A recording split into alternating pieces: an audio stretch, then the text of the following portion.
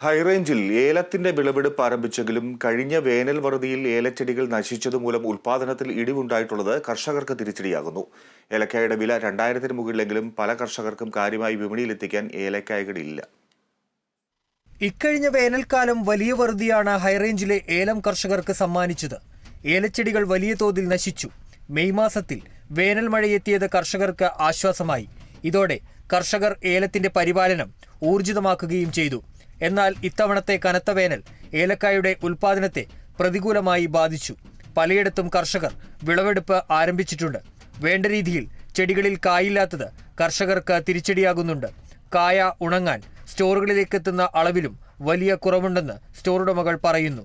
കഴിഞ്ഞ പ്രാവശ്യത്തെ വേനലിൽ ഉണക്ക് ശരിക്കും സാരമായി ബാധിച്ചതിനെ തുടർന്ന് മിക്ക സ്ഥലങ്ങളിലും തന്നെ ചെടികൾ നശിച്ചു പോവുകയും അതുപോലെ തന്നെ ഇപ്പോൾ ഏലക്ക വരേണ്ട സമയമായ ഈ ജൂൺ മാസം കഴിഞ്ഞ് ജൂലൈ ആയെങ്കിലും നമുക്ക് ഏലക്കയുടെ വരവ് ഏലക്ക എടുക്കുന്നതിന് ശരത്തിൽ കാ പിടിക്കാത്തൊരു സാഹചര്യം ഇപ്പോൾ നിലനിൽക്കുന്നു.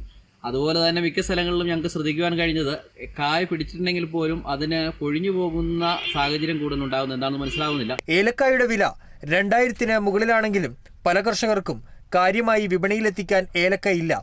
കഴിഞ്ഞ കുറേ മാസങ്ങളായി ഏലക്കായുടെ വില 2000-ന് മുകളിൽ തുടരുന്നുണ്ട്. ഉൽപാദനത്തിൽ ഇടിവ് സംഭവിച്ചിട്ടുള്ള സ്ഥിതിക്ക് കായയുടെ വിലയിൽ വർധനവുണ്ടാകുമെന്ന പ്രതീക്ഷ കർഷകർക്കുണ്ട്.